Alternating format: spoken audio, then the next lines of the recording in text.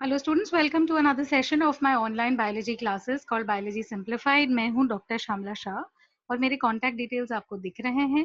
Students, हमने last time cell division शुरू किया हुआ है 11th स्टैंडर्ड टेक्स्ट बुक के, और 6th पार्ट में थोड़ा सा एंड में डिस्टर्बेंस हो गया, तो हम डायरेक्टली 7th पार्ट शुरू करते हैं। एंड जो लास्ट में डिस्टर्बेंस हुआ, I am very sorry for that. Okay, वो वाला जो पार्ट है उसको हम थोड़ा सा वापस से रिवाइज करके फिर विल कंटिन्यू अहेड।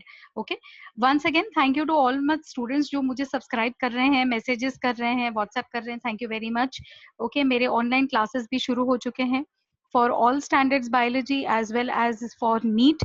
तो अगर किसी को भी इंटरेस्ट है तो वो हमें कांटेक्ट कर सकते हैं। ओके, तो let's move on students. Last time हम थोड़ा सा यहाँ पर मेटाफेज पे अटक गए थे। Alright, and I am sorry for that.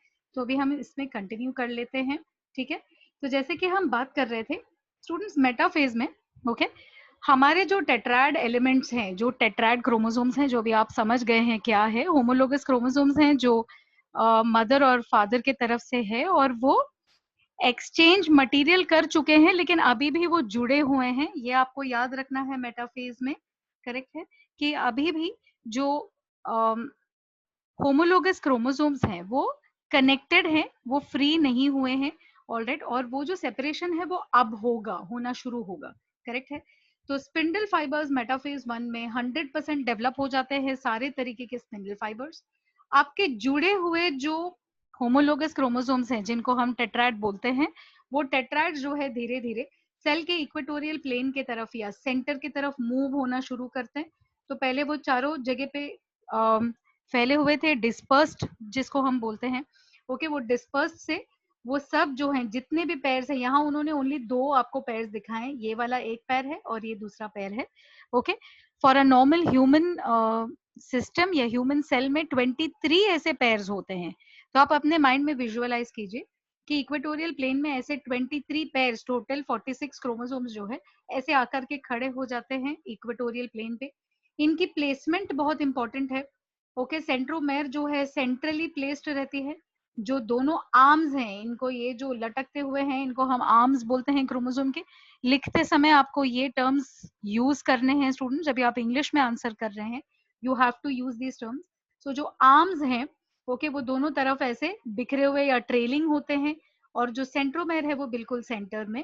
ठीक है, फाइबर से कनेक्टेड होगा, फाइबर यहाँ पे काइनेटोकोर पे दोनों साइड पे अटैच्ड होगा।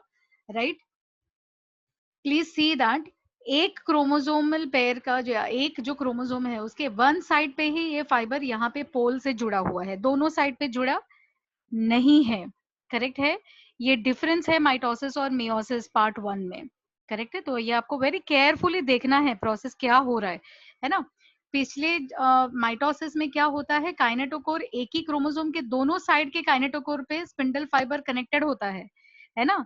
तो इसके वजह से मेटाफेज में, माइटोसिस के मेटाफेज में सेंट्रोमेर जो है वो ब्रेक होता है, बट यहाँ पे सेंट्रोमेर नहीं ब्रेक होने वाला। यहाँ पे ओनली ये ब्लू और ये पेल येलो कलर जो है ये आपस में सेपरेट होंगे, थोड़ा थोड़ा अपना पार्ट एक्सचेंज करके, है ना। तो ये आपको माइंड में रखना है। करेक्ट है, ये आपको माइंड में वेरी केयरफुली रखना है कि क्या स्प्लिट हो रहा है और क्या नहीं स्प्लिट हो रहा है। राइट, ओके, ठीक है। सो ये हो गया, टेट्राज इक्वेटर की तरफ आते हैं, ओरिएंटेशन हो जाती है ना। Centromere lies towards the poles, ये हम ऑलरेडी बोल चुके हैं, सेंट्रोमेर पोल की तरफ है, और जो आर्म्स हैं वो इक्वेटर के ऊपर या ऐसे थोड़े से गिरे हुए रहते हैं। ठीक है, धीरे धीरे इन दोनों के बीच में रिपल्शन जो है, ओके, सो पहले अट्रैक्शन थी इसीलिए वो लोग बाजू में आके एक दूसरे के साथ में एक्सचेंज कर लेते हैं जेनेटिक मटेरियल। अभी जो है रिपल्शन शुरू होगी, ये दोनों एक दूसरे से दूर जाना स्टार्ट करेंगे। कौन से दोनों, ये ब्लू और ये पेल येलो, ये ग्रीन और ये रेड। लेकिन देखिए इन्होंने आपस में सेगमेंट एक्सचेंज कर रखा है ना। तो आप देख सकते हैं कि रेड कलर का थोड़ा सा पार्ट इधर चला आया है और ये ग्रीन का थोड़ा पार्ट इधर आया है। करेक्ट है, माइंड में आपको एनी टाइम रखना है कि ये पार्ट्स एक्चुअली क्या हैं, ये डीएनए के टुकड़े हैं जो मदर और फादर के डीएनए को हमने मिक्सअप एक तरीके से किया हुआ है या शफल किया है, जैसे हम पत्ते कार्ड्स को शफल करते हैं वैसे ही डीएनए एक्सचेंज हो रहा है। ओके, क्रोमोसोम्स जो हैं आपस में शफलिंग दिखा रहे हैं। एक चीज आप नोटिस कीजिए, ओके, यहाँ पे इन्होंने एक स्ट्रैंड में ही सिर्फ, इसको मैं थोड़ा बड़ा कर देती हूँ, ओके, सो दैट आपको थोड़ा सा दिख जाएगा।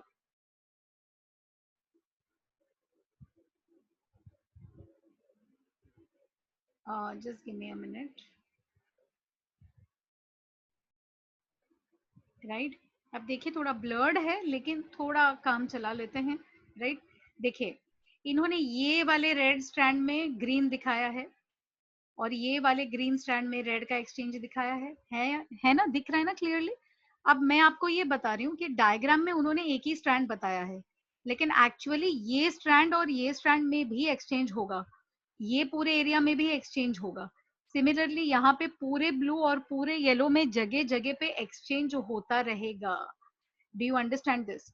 तो अल्टीमेटली एक चीज आपको समझना है, करेक्ट है, कि अब ये चारों स्ट्रैंड्स एक्चुअली वैसे नहीं रहे जैसे उन्होंने जब शुरुआत में थे तभी थे, है ना। चारों स्ट्रैंड्स आपस में थोड़े थोड़े बदल गए हैं, यस और नो।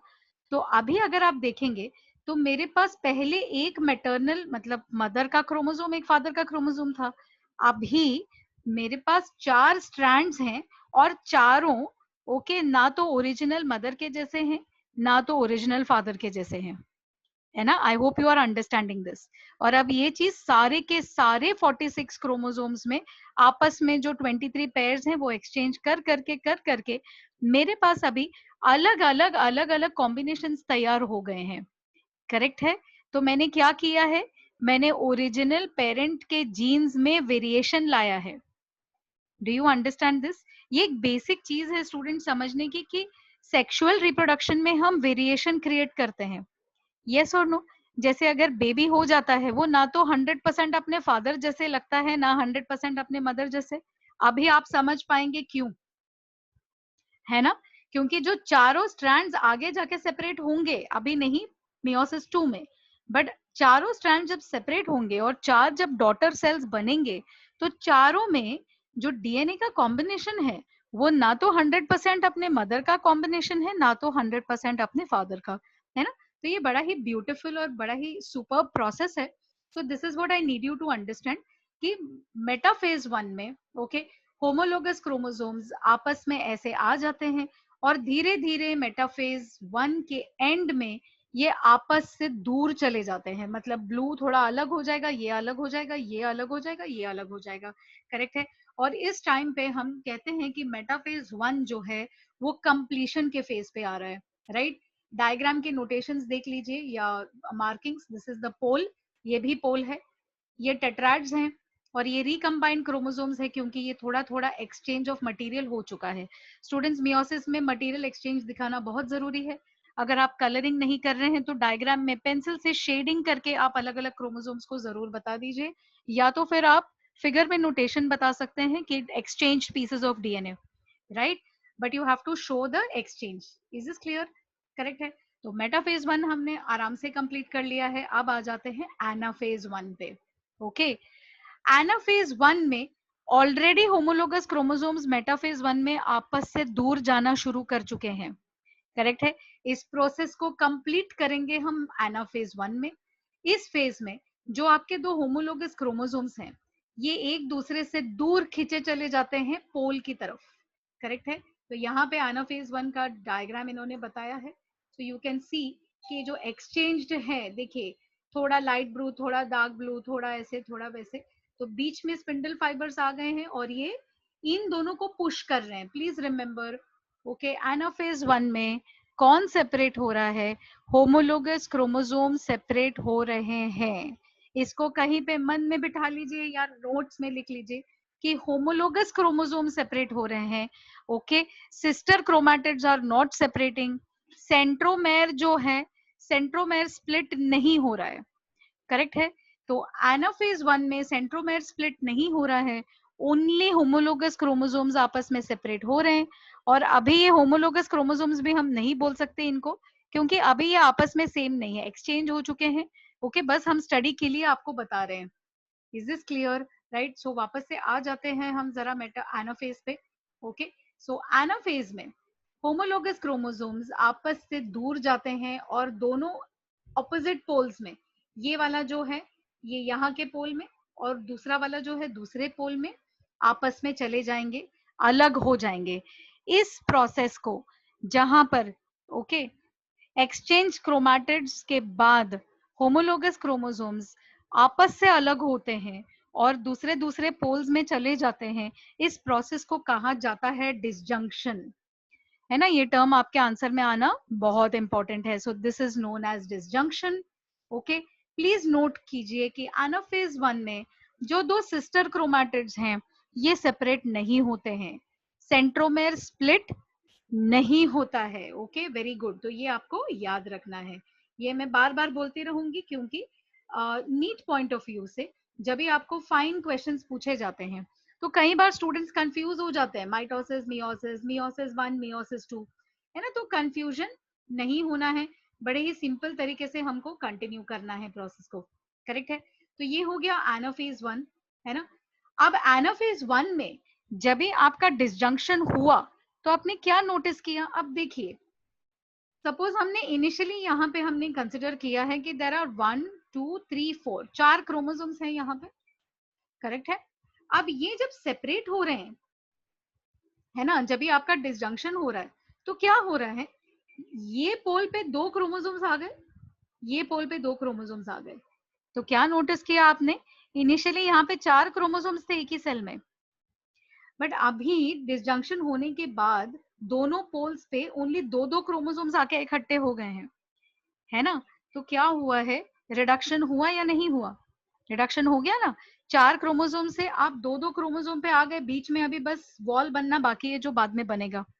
करेक्ट है, याद है आपने क्या स्टडी किया था? मेयोसिस इज रिडक्शनल डिवीजन, है ना। डिप्लॉयड सेल हैप्लॉयड सेल देगा आपको, यस और नो, है ना। तो इनिशियल टाइम पे आपके जो 2 सेट्स थे क्रोमोसोम्स के, अभी वो 2 सेट जो है बट गए हैं और दोनों में एक एक ही सेट है। करेक्ट है, तो इसीलिए एनाफेज में हम बोलते हैं कि रिडक्शनल डिवीजन जो है ये अचीव हो गई है। क्यों? क्योंकि क्रोमोसोम्स आपस में सेपरेट हो गए। करेक्ट है, उसके बाद हम पार्ट 2 मियोसिस में देखेंगे कि कैसे सेंट्रोमेर भी स्प्लिट हो जाता है, वो अलग की बात। लेकिन रिडक्शन जो है फॉर ऑल प्रैक्टिकल पर्पसेस, यहाँ रिडक्शन जो है वो हो चुकी है। इट्स वेरी क्लियर, यहाँ 2 क्रोमोसोम्स, यहाँ 2 क्रोमोसोम्स, जबकि यहाँ पे 4 थे, है ना। तो रिडक्शन हो गई है, नंबर ऑफ क्रोमोसोम्स हाफ हो गए हैं। सिस्टर क्रोमैटिड्स अभी भी कनेक्टेड है, यहाँ पे आप देख सकते हैं सेंट्रोमेर है, इधर भी 4 आर्म्स अभी भी दिख रहे हैं, वो आगे जाके मेयोसिस 2 में ही सेपरेट होंगे, 1 में नहीं होंगे। करेक्ट है, तो दोनों सिस्टर क्रोमैटिड्स ओके अभी भी एक कॉमन सेंट्रोमेर से कनेक्टेड हैं। दोनों सिस्टर क्रोमैटिड्स ओके अभी जेनेटिकली अलग हैं, ये मैंने आपको पहले भी बताया था। तो what you have to understand, इस पूरे मेयोसिस प्रोसेस में आपको माइंड में ये रखना है 2 इंपॉर्टेंट चीजें। करेक्ट है, एक तो क्रोमोसोम नंबर हाफ होगा, रिडक्शन होगा मेयोसिस में। सेकेंड थिंग, वो ऐसे ही रैंडमली हाफ नहीं होगा, है ना। रैंडमली ऐसे नहीं कि हाँ एक सेल में मैटरनल क्रोमोसोम डाल दो, एक में पैटर्नल डाल दो, हो गया हाफिंग, नहीं, ऐसे नहीं होता है। पहले मैटरनल और पैटर्नल मतलब फादर और मदर के क्रोमोसोम्स आपस में मिक्सअप होंगे, वो एक्सचेंज करेंगे मटेरियल, हम नए नए कॉम्बिनेशन पहले तैयार करेंगे और नया कॉम्बिनेशन तैयार होने के बाद फिर हम उनको हाफ हाफ करके ओके अलग अलग सेल्स में बांट देंगे। तो है ना, बहुत ही बड़ा ब्यूटीफुल और एलैबोरेट प्रोसेस है, लेकिन ये प्रोसेस हमारे सारे सेक्सुअल सेल्स में होता है। ओके, नेचर में कई जगह पे जहां पर भी सेक्सुअल रिप्रोडक्शन हो रहा है, फ्लावरिंग प्लांट्स में, फंगस में, ह्यूमन बींग्स में, एनिमल्स में, है ना, मायोसिस की प्रोसेस इसी तरीके से होती रहती है और लगभग बिना मिस्टेक के ये प्रोसेस सेल कर लेता है। अगर इस प्रोसेस में कहीं पे भी कोई मिस्टेक हो जाती है तो क्या होगा स्टूडेंट्स, है ना, बहुत ही भयंकर कॉन्सिक्वेंसेस हो सकते हैं, प्रॉब्लम्स हो सकते हैं, सेल में डिजीजेस आ सकती है, सेल मर सकता है, या तो फिर बच्चा या एनिमल या प्लांट डिजीज के साथ में पैदा हो सकता है ना। तो वो डिजीजेस भी आप स्टडी करेंगे 11th में, 12th में, जब भी आप सीबीएसई या जब भी आप बोर्ड एग्जाम के लिए 12th में पढ़ाई करेंगे, तो that time you will see कि कैसे क्रोमोसोमल मिस्टेक के वजह से कितनी सारी डिजीजेस हो जाती हैं, जैसे डाउन सिंड्रोम है ना, नॉन डिसजंक्शन के वजह से। करेक्ट है, तो ये सब हम बाद में देखेंगे। अभी I want you to understand कि जितने भी क्रोमोसोम्स हैं ये जो हाफ होके अलग अलग हो गए हैं, ये सारे क्रोमोसोम्स ये बिगिनिंग वाले क्रोमोसोम से अलग हैं। तो अभी सेल ने एक बहुत मेजर काम अचीव कर लिया है, रिकॉम्बिनेशन हो गई है, मतलब ये आपस में जो जोड़ तोड़ होती है इसको हम जेनेटिक रिकॉम्बिनेशन बोलते हैं। तो रिकॉम्बिनेशन हो गया है, ओके, सिस्टर क्रोमैटिड्स अभी भी वहीं पे है, होमोलोगस क्रोमैटिड सेपरेट हो गए हैं। ये डायग्राम है एनाफेज 1 का, है ना। इसमें क्या क्या आपको बताना है, एस्ट्रल रे बताना है, स्पिंडल apparatus बताना है ना, क्रोमोसोम्स है विद सिस्टर क्रोमैटिड्स बताना है, और एक्सचेंज मटेरियल भी आपको डायग्रामेटिकली बताना है। भले आप एक ही क्रोमोसोम में बता दीजिए, एक्सचेंज सारे में हो रहा है ना। फिर ये इंटरपोलर फाइबर्स जो दोनों तरफ से पुश कर रहे हैं सो दैट ये ऊपर पुश हो जाए, ये नीचे, और ये क्रोमोसोमल फाइबर्स है ना। तो astral rays, spindle apparatus, chromosomal fibres, interpolar fibres and sister chromatids के साथ में क्रोमोसोम्स, करेक्ट है। सेपरेशन डिस्टेंस आपको दिखाना है in comparison to metaphase 1, correct है। जैसे ही ये सेपरेटेड या डिसजंक्टेड क्रोमोसोम्स है ना पोल्स तक पहुंच जाते हैं, वी से दैट एनाफेज 1 जो है ये कंप्लीट हो चुका है। एनाफेज 1 के बाद बचता है ओनली टीलोफेज 1, ओके। टीलोफेज 1 जरा फास्ट कंप्लीट हो जाता है, ठीक है। जितने भी हैप्लॉइड क्रोमोसोम्स, अभी ये हैप्लॉइड हो गए ना, हाफ क्रोमोसोम्स यहाँ, हाफ क्रोमोसोम वहां, तो अभी हम नाम देखिए क्या यूज करते हैं, हैप्लॉइड। ये वाला सेल क्या था, डिप्लॉइड। ये वाला सेल क्या होगा, हैप्लॉइड, है ना। हमने हाफ कर दिए क्रोमोसोम नंबर, राइट।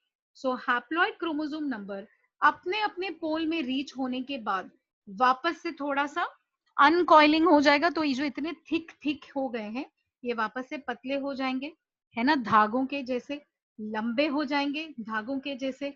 वापस से वही चेंजेस रिटर्न आ जाएंगे जो आपके नॉर्मल टेलोफेज में होते हैं, जिसका मतलब क्या है, न्यूक्लियर मेम्ब्रेन रिटर्न आ जाएगा, न्यूक्लियोलस जो है वो रिटर्न आ जाएगा, और दो डॉटर न्यूक्लियाई फॉर्म हो जाएंगे, ओके। जो आपको यहाँ पे उन्होंने साइटोकाइनेसिस के साथ में ही दिखा दिया है, करेक्ट है। तो ये देखिए, ये डॉटर न्यूक्लियस एक, ये दूसरा न्यूक्लियस, है ना। और यहाँ पे आपको एक्सचेंज्ड क्रोमोसोम्स दिख रहे हैं, राइट। तो जहां पे 1 2 3 4 क्रोमोसोम्स एक ही सेल में थे, अब दो डॉटर सेल में दो दो क्रोमोसोम्स हैं। तो ये क्या हुआ बच्चों, ये हो गया रिडक्शनल डिवीजन, है ना। You have reduced, and how you have reduced, आपने आधा कर दिया है, हाफ, ओके। और रैंडमली हाफ नहीं किया है आपने, जेनेटिक रिकॉम्बिनेशन करने के बाद में आपने हाफिंग की है, यस और नो, करेक्ट है। तो यहाँ पे आपका टीलोफेज 1 खत्म होता है, राइट। कैरियोकाइनेसिस पार्ट 1 मतलब nuclear fission part 1 of meiosis part 1 खत्म हो गया है।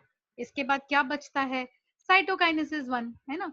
तो न्यूक्लियस की डिवीजन हो गई, अब साइटोकाइनेसिस को हमको साइटोप्लाज्म को हमको डिवाइड करना है, यस और नो, ओके। ये बंद नहीं हो रहा है, जाने दीजिए, ठीक है। कैरियोकाइनेसिस हो जाने के बाद साइटोकाइनेसिस होगा, और दो हैप्लॉइड सेल्स जो हैं ये बन जाएंगे, करेक्ट है। ये दो हैप्लॉइड सेल्स बन जाएंगे, ठीक है। अब in this case many of the times में क्या होता है, राइट, डॉटर सेल्स, है ना, थोड़ा सा रेस्ट करते हैं कभी कभी, जैसे थक जाती है सेल, है ना। तो मियोसिस 1 कर लिया, बहुत बड़ा इंपॉर्टेंट काम हो गया सेल का, तो सेल थोड़ा सा विश्राम करता है, थोड़ा रेस्ट करता है ना। तभी कुछ केसेस में डॉटर सेल्स जो है शॉर्ट एक रेस्टिंग फेज होती है, जिसको हम इंटरफेज भी बोल सकते हैं, या जिसको हम इंटरकाइनेसिस भी बोल सकते हैं, राइट है। अब कुछ केसेस में changes of telophase will not happen at all, है ना, ये गौर करने की बात है। कुछ कुछ सेल्स में बिना टेलोफेज हुए डायरेक्टली मियोसिस 2 में बात चली जाती है, और कुछ कुछ सेल्स में टेलोफेज होती है, करेक्ट है।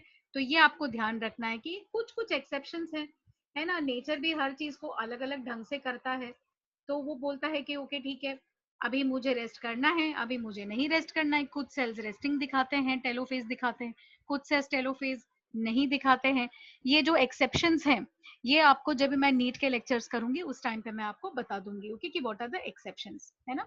तो एनाफेज कभी कभी डायरेक्टली प्रोफेज 2 तक चली जाती है, और ये आपको जो है साइटोकाइनेसिस 1 यहाँ पे आपका कंप्लीट होता है, करेक्ट है। तो विद दिस हमने फर्स्ट मियोटिक डिवीजन या हेट्रोटाइपिक डिवीजन को कंप्लीट कर लिया है, करेक्ट है। अभी आपको ये समझ में आ गया होगा कि रिडक्शन क्यों बोलते हैं हम, राइट। तो थोड़ा सा पॉइंट्स रिफ्रेश कर लेते हैं। जो पार्ट 1 थी आपकी मियोसिस की, वो हेट्रोटाइपिक डिवीजन क्यों है? हेट्रो मतलब डिफरेंट। तो at the end of meiosis 1 आपने देख लिया कि जो चारों टेट्राड्स थे हर एक क्रोमोसोमल पेयर के, उनमें सब में जेनेटिक रिकॉम्बिनेशन होने के बाद वो बिल्कुल अलग अलग हो गए ना, है ना। तो दे हैव बिकम हेट्रो मतलब डिफरेंट। तो सारे स्ट्रैंड्स अलग हो गए, ये फर्स्ट चीज हो गई। सेकेंड थिंग इज ये रिडक्शनल डिवीजन क्यों कहलाती है? क्योंकि आपने 4 क्रोमोसोम से समझो शुरू किया, तो at the end of cytokinesis 1 आपके पास कितने सेल्स होंगे? 2 डॉटर सेल्स होंगे, और दोनों में सिर्फ दो दो क्रोमोसोम्स होंगे। 4 से शुरुआत किया, 2 पे आ गई बात, तो ये हो गया रिडक्शन, है ना। आपने डिप्लॉयड मतलब डबल नंबर को हैप्लॉयड मतलब हाफ नंबर कर दिया। Am I making this clear? है ना। और सारे चेंजेस आपको बिल्कुल परफेक्टली लर्न करने हैं। अगेन एंड अगेन मैं आपको बोलूंगी कि स्टूडेंट्स आप थोड़ा सा नोट्स बना दीजिए राइटिंग में, जैसे जैसे आप लेक्चर सुन रहे हैं, जब भी आप रिविजन करने बैठेंगे, है ना, शॉर्ट शॉर्ट में अपने हाथों से नोट्स बनाने की आदत लगाइए। आपको बहुत बेनिफिट होगा, है ना। जितना आप खुद के हाथ से नोट्स बनाएंगे उतना आपको याद भी ज्यादा रहेगा। आप 11th स्टैंडर्ड में हैं, आपके पास टाइम है अभी। ओके, बोर्ड के साथ साथ में आप नीट की भी प्रिपरेशन इसी तरीके से अगर इन डेप्थ पढ़ाई करेंगे तो नीट का भी प्रिपरेशन आपका बड़ा ही फास्ट हो जाएगा। ठीक है। Thank you very much for listening to the video. अगर अच्छा लगे तो please like share and subscribe कीजिए। सब्सक्राइबर्स प्लीज बढ़ाइए, आपके सारे फ्रेंड्स को बोलिए। ओके, सो दैट मुझे थोड़ा सा प्रोत्साहन मिलता है और ज्यादा वीडियोस करने के लिए। अगर किसी को क्लासेस या ट्यूशन की जरूरत है तो बड़े ही लो कॉस्ट में मैं ट्यूशंस भी लेती हूँ, ऑनलाइन भी सिखाती हूँ, तो आप मुझे कांटेक्ट कर सकते हैं। Okay, thank you very much for listening and keep studying.